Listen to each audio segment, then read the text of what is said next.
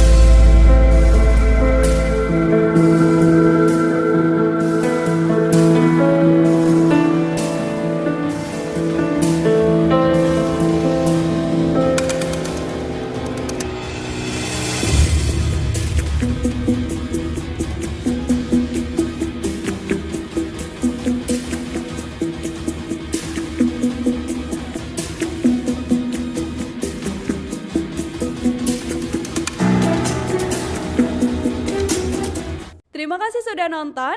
Jangan lupa like, subscribe, dan share ya.